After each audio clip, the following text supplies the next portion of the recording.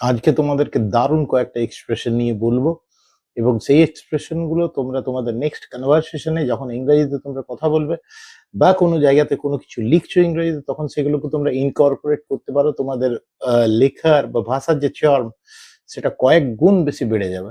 কিন্তু তার আগে একটা ছোট্ট সৌমিত্র রক্ষিতা, তোমরা দেখছো আমার চ্যানেল ক্লাস অ্যাপার্ট এসআর। এই চ্যানেল সাবস্ক্রাইব করতে ভুলো না। সাবস্ক্রাইব করতে অনেকেই ভুলে যাচ্ছ।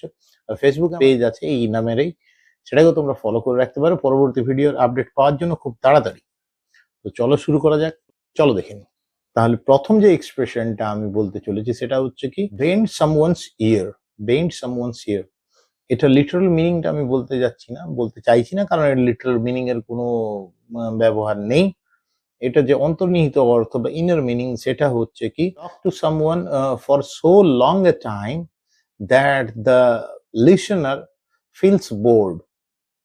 দ্য লিসনার গ্রোজ ইমপেশেন্ট, অস্থির হয়ে উঠছে বা বোর ফিল করছে প্রচন্ড রকম ভাবে। বাংলাতে আমরা আমাদের এরকমই সিমিলার একটা এক্সপ্রেশন আছে, যেটা হচ্ছে কি, যে বলি যে এই কানের পোকা নুড়িয়ে দিল, এত বেশি বকছে যে কানের পোকা নুড়িয়ে দিল, মানে যে লিসনার, যে শ্রোতা, তার কানের পোকা নুড়ে গেল। বা এরকমও বলে থাকি আমরা যে কান পচিয়ে দিল, এত বেশি বকছে যে কান পচে গেল। তো এইটাকে আমরা ইংরেজিতে বলে থাকি বেন্ড সামওয়ানস ইয়ার। ঠিক আছে? তো আর এটার মিনিংটা আমি কি বললাম, to talk to someone for so long A time that the listener grows impatient or the listener feels bored to a great extent. ঠিক আছে? এটা দেখো ইংরেজিতে আমরা একটা এক্সাম্পলের মধ্য দিয়ে জানার চেষ্টা করি। I don't want to talk to Raju because whenever I call him on a mobile phone, he bends my ear about the benefits of taking insurance policies. মানে আমি রাজুকে ফোন করতে চাই না, কারণ রাজুকে ফোন করলেই সে কি করে, এত বেশি ইন্স্যুরেন্স পলিসি নেওয়ার যে সুবিধা আছে সেইগুলো নিয়ে এত বেশি বকে যে সে আমার কি করে, আমার বেন্ড মাই ইয়ার, আমার ইয়ারকে বেন্ড করে দেয়। তাহলে বুঝতে পারলে এই এক্সপ্রেশনটার মানেটা তোমরা বুঝতে পারলে, যে কেউ যখনই এরপর কোনো বন্ধু বান্ধব কোনো একই জিনিস নিয়ে ঘ্যানর ঘ্যানর ঘ্যানর ঘ্যানর করতে থাকবে, ঘন্টার পর ঘন্টা করতে থাকবে, তখন তুমি ওকে বলতে পারো don't bend my ear, don't bend my ear. ঠিক আছে? এরপরে নেক্সট যে এক্সপ্রেশন সেটা আছে কি বলতো, এটা হচ্ছে beat a hasty retreat. Beat a hasty retreat মানে সেই আমরা বাংলাতে যে বলে থাকি লেজ তুলে পালালো বলি না, মানে ভাগাম ভাগ, মানে পালিয়ে যাওয়া, জীবন নিয়ে প্রাণপণে পালানো, উল্টো দিকে, জেনারেলি উল্টো ডিরেকশনে, এই দিক দিয়ে কেউ আসছে তো উল্টো দিকে তুমি চলে যাচ্ছ। ঠিক আছে? এই উল্টো ডিরেকশনে লেজ তুলে পালানো, এটাকে আমরা বলে থাকি beat a hasty retreat. To run away in the opposite direction, to run away in the opposite direction, beat a hasty retreat, beat a hasty retreat, beat a hasty retreat. ঠিক আছে? তো এটা বলে দিলাম কি, to run away in the opposite direction and also run very fast, and also run very fast, খুব জোরে দৌড়াবে কিন্তু। ঠিক আছে? এরপর তুমি ধরো না, এইটা যদি ইংরাজিতে তুমি যদি সেন্টেন্সে ব্যবহার করো, কি রকম ভাবে ব্যবহার করবে, তুমি কি রকম সেন্টেন্সে ব্যবহার করবে, কি রকম সেন্টেন্স লিখবে, সেটা হচ্ছে তুমি when the thieves saw the police coming, when the thieves saw the police coming, they beat a hasty retreat. যখন চোরগুলো পুলিশদেরকে আসতে দেখলো, তখন তারা উল্টো দিকে মার মার ছুট দিল। হলো? এটার আরেকটা এক্সপ্রেশন আছে এইরকম, take to heels, take to heels, সেটাও হচ্ছে পালা। ঠিক আছে? when the band of dacoits saw the police coming, they took to their heels, they took to their heels. এই যে বললাম beat a hasty retreat বা took to their heels, এই দুটোর মানেই কিন্তু কাছাকাছি, যে পালানো। অনেক ক্ষেত্রে যুদ্ধের ক্ষেত্রেও হয়, যে যুদ্ধক্ষেত্রে লড়াই করতে গেছে সৈনিকরা, কোনো একটা দল বা কোনো একটা সৈন্য দল যখন হেরে যাচ্ছে, তখন তারা কি করলো, দে বিট এ হেস্টি রিট্রিট, এটাও ব্যবহার করতে পারো, বা দে টুক টু দেয়ার হিলস, এরকমও তোমরা ব্যবহার করতে পারো। তাহলে দেখো আমাদের তিনটা এক্সপ্রেশন শিখে গেলাম।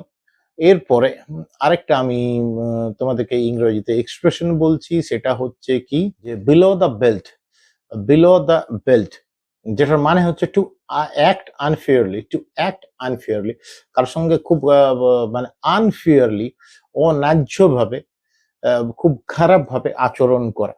যেমন দেখবে এটা স্কুল লাইফে, কলেজ লাইফে এরকম ঘটে থাকে যে তুমি কোনো একটা বন্ধুকে আর একটা বন্ধুর সঙ্গে তুমি মিট করিয়ে দিলে এবং তারপর দেখতে পাওয়া গেল ওই দুজন নিজেদের মধ্যে মশগুল হয়ে গেল এবং তোমাকে ভুলেই গেল। এটা দেখো, ধরে নাও ইংরাজি এক্সপ্রেশন বা ইংরেজি সেন্টেন্স তুমি কিরকম ভাবে বলবে? It was I who introduce Raju to Ruby, but what happen next? What happen next? They started dating each other, forgetting all about me. তাহলে this treatment was definitely below the belt, এই এক্সপ্রেশনটাকে এইখানটাই তুমি ব্যবহার করতে পারো। This treatment was definitely below the belt. ঠিক আছে, তুমি ধরে নাও এটা আরো অনেক রকম ভাবে এক্সপ্রেশনে তুমি ব্যবহার করতে পারো যে পলিটিক্সে ক্যাম্পেনিং চলছে, ঠিক আছে। Raju and Rohit were contesting elections from two different parties, but it was below the belt by Raju when he started spreading rumors about the personal life of Rohit, about the personal life of Rohit. Personal life সম্বন্ধে, ব্যক্তিগত জীবন সম্বন্ধে যখন সে rumour, যখন গুজব ছড়াতে শুরু করলো, তখন এটা ডেফিনেটলি একটা আনফেয়ার ট্রিটমেন্ট ছিল। মানে রাজু অ্যাক্টেড আনফেয়ারলি, ঠিক আছে। And this incident or this treatment or this action আমরা কি বলতে পারবো? ইট ওয়াজ ডেফিনেটলি বিলো দ্য বেল্ট, ঠিক আছে। তাহলে তোমরা এটাও বুঝতে পারলে।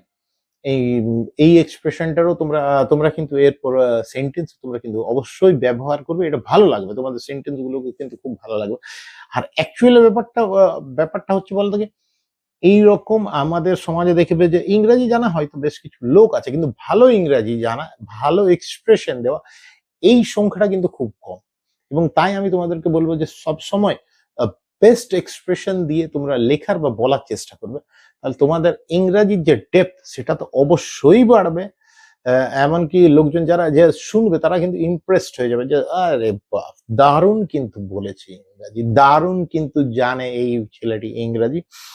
তাই তোমরা এই রকমের কিছু ইডিয়মেটিক এক্সপ্রেশন বলতে পারো বা এইরকম কিছু স্মার্ট এক্সপ্রেশন বলতে পারো, যেগুলো তোমরা তোমাদের ভাষাতে স্পোকেন ইংলিশ হোক বা রিটেন ইংলিশ হোক সেগুলোতে ইনকর্পোরেট তোমরা করতে পারো। You will definitely be ahead of your pack, ahead of the pack. তুমি অন্যান্যদের থেকে you will be head and shoulders above your peers. তোমাদের যে সমস্ত পিয়ার্সরা আছে, তোমার সমকক্ষের যে সমস্ত লোকেরা আছে, তাদের থেকে তুমি অনেকটাই উপরে চলে যাবে, ঠিক আছে। মোর ইম্পর্ট্যান্ট হয়ে যাবে তোমার ল্যাঙ্গুয়েজের জন্য শুধুমাত্র। এটাও একটা এক্সপ্রেশন। কি বললাম? you will be head and shoulders above your friends or peers. head and shoulders above মানে হচ্ছে অন্যান্যদের থেকে বেশি গুরুত্বপূর্ণ হয়ে যাওয়া, ইম্পর্টেন্ট হয়ে যাওয়া। এটাও তোমাদেরকে বললাম। তো নিশ্চয়ই তোমাদেরকে এই এক্সপ্রেশন গুলো ভালো লেগেছে। যদি ভালো লাগে তাহলে কিন্তু you can say me thank you by subscribing to my channel and pressing the bell icon so that you get the notifications of the future videos that I will be posting here or uploading here. ওকে, এর জন্য এতটুকুই। আর follow করতে থাকো আমার ফেসবুকের channel, ফেসবুকের page. ধন্যবাদ। Good night.